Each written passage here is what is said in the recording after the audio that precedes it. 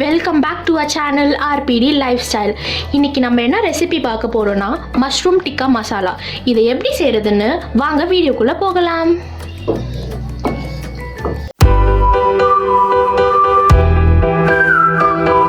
நம்ம mushroom roast பண்ணுறதுக்கு ஒரு பேட்டர் ரெடி பண்ணிக்கலாம். அதுக்கு நான் 2 டேபிள் ஸ்பூன் கிராம் ஃப்ளார் எடுத்திருக்கேன்.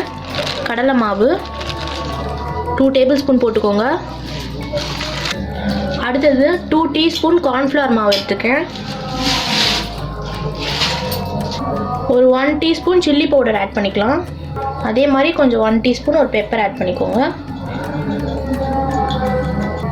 1 டீஸ்பூன் ஆயில் ஆட் பண்ணிக்கோங்க. இப்போ இதில் பேட்டரை மிக்ஸ் பண்ணுற அளவுக்கு வாட்டர் ஆட் பண்ணிக்கோங்க. ரொம்ப தண்ணி ஆகிடக்கூடாது, ஓரளவுக்கு திக்காக இருக்கணும். இப்போ மிக்ஸ் பண்ணிக்கோங்க.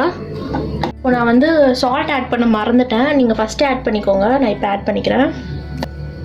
இது நல்லா மிக்ஸ் பண்ணிக்கோங்க. இப்போ இதில் நான் மஷ்ரூம் நல்லா வாஷ் பண்ணி வச்சுருக்கேன். அதை இதோடு போட்டு கோட் பண்ணணும்.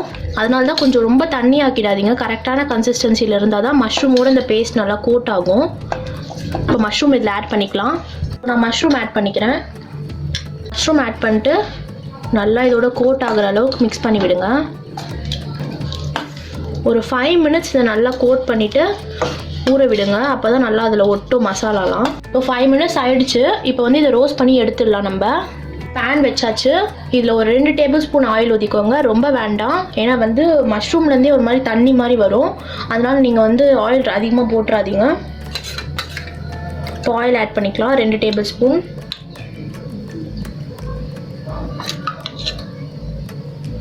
ஆயில் சூடான பிறகு நம்ம போடலாம். அதுக்கு முன்னாடி இதில் முக்கியமான விஷயம் என்னன்னா, நீங்கள் இதை கிரில்லர், டிக்கா கிரில்லர் அதிலலாம் கூட பண்ணலாம்.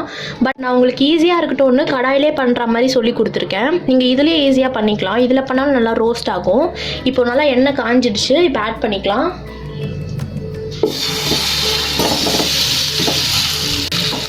நல்லா மிக்ஸ் பண்ணி விடுங்க. நான் எல்லா மசாலாவோடு போட்டுட்டேன். ஒரு 10 மினிட்ஸ் நல்லா ரோஸ்ட் ஆகணும். இந்த ஆயிலோடு சேர்ந்து நல்லா ரோஸ்ட் ஆனால் தான் நம்மளுக்கு அந்த மஷ்ரூமோடு சேர்ந்து நல்லா டேஸ்ட்டாக இருக்கும். இப்போ பாருங்கள், கொஞ்சம் 5 மினிட்ஸ் வதங்கிருக்கு. பட் இது பத்தாது, இன்னும் நல்லா டிக்கான்னு பார்த்தீங்கன்னா உங்களுக்கு தயிர்லாம் போடுவாங்க, கன்ஃபார்மாக போடுவாங்க அதுக்கு. பட் அது இல்லாமல் எவ்வளோ சூப்பராக பண்ணலாம் தான் நான் சொல்லி வந்திருக்கேன். இப்போ பாருங்கள், ஒரு 10 நிமிஷம் ஆகிடுச்சு. நான் போட்ட மசாலாலாம் அந்த மஷ்ரூமோடு ஒட்டிடுச்சு. நல்லா ரோஸ்ட் ஆகிடுச்சு பாருங்கள். இந்த மாதிரி ரோஸ்ட் ஆகிற அளவுக்கு நீங்கள் பண்ணணும். அது வரைக்கும் ஃப்ரை பண்ணணும். பாருங்கள், நல்லா ரோஸ்ட் ஆகிடுச்சு. இதை தனியாக எடுத்து வச்சுருங்க. இப்போ மசாலா எப்படி பண்ணுறது பார்க்கலாம் வாங்க. மசாலா ரெடி பண்ணிக்கலாம். அதுக்கு ஃபஸ்ட்டு ஒரு பேனில் ஒரு 2 டேபிள் ஸ்பூன் ஆயில் ஆட் பண்ணிக்கலாம்.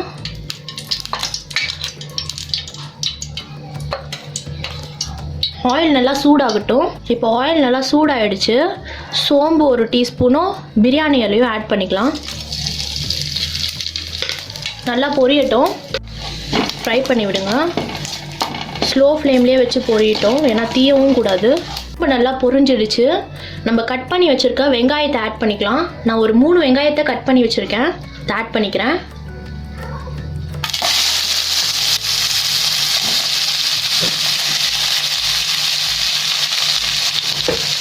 ஃப்ரை பண்ணிக்கோங்க.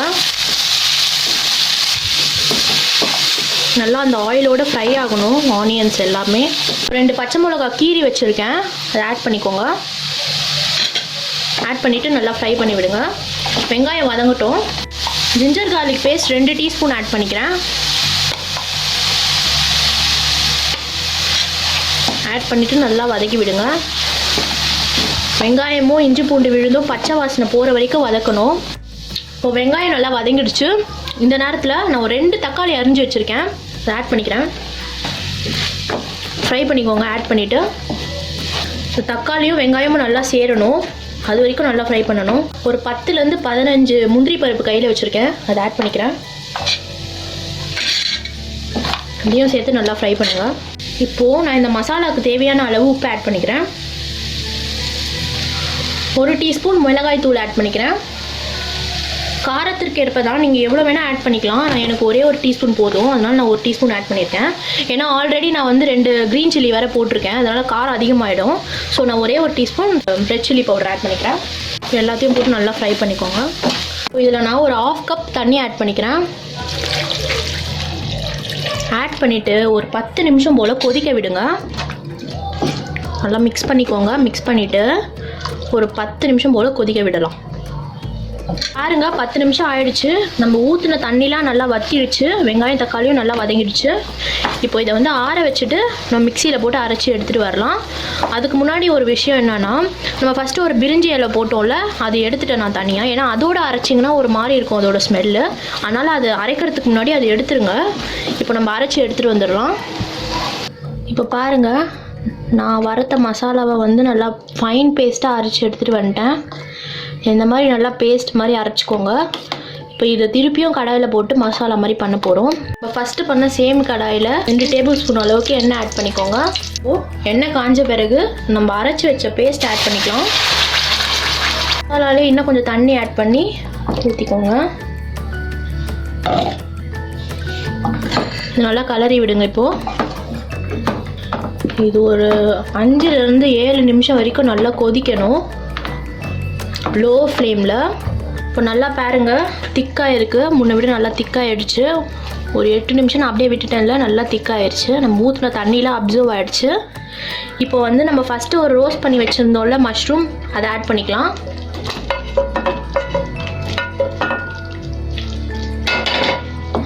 ஆட் பண்ணிவிட்டு நல்லா ஃப்ரை பண்ணி விடுங்க. ஒரு 2 மினிட்ஸ் நல்லா குக் ஆகணும். அந்த மஷ்ரூம் அந்த கிரேவியோடு சேரணும். 2 மினிட்ஸ்க்கு அப்புறம் அவ்வளோதான், நம்மளோட மஷ்ரூம் டிக்கா மசாலா சூப்பராக ரெடி ஆகிடும். 2 மினிட்ஸ் வெயிட் பண்ணலாம். ஆயிடுச்சு. இப்போ நம்ம லாஸ்ட்டாக கொத்தமல்லி தூவி இறக்கிடலாம். டிக்கா மசாலா ரெடி ஆகிடுச்சு. இப்போ நான் இதை சர்விங் பவுலுக்கு ட்ரான்ஸ்ஃபர் பண்ணிக்கிறேன். அவ்வளோதான் காய்ஸ், நம்மளோட மஷ்ரூம் டிக்கா மசாலா சூப்பராக ரெடி ஆகிடுச்சு. இந்த கிரேவி சப்பாத்தி, நான் அது எல்லாத்துக்கும் ரொம்பவே நல்லாயிருக்கும். இதை நீங்கள் உங்கள் வீட்டில் ட்ரை பண்ணிவிட்டு எப்படி இருக்குன்னு எங்கள் சேனலில் கமெண்ட் பண்ணுங்கள். மறக்காமல் எங்கள் சேனலை லைக் பண்ணுங்கள், ஷேர் பண்ணுங்கள், சப்ஸ்கிரைப் பண்ணுங்கள். பக்கத்தில் இருக்க பெல் ஐக்கனையும் ப்ரெஸ் பண்ணிவிடுங்க. அப்போ தான் நாங்கள் போடுற வீடியோஸ் உங்களுக்கு ரெகுலராக வரும். Bye guys.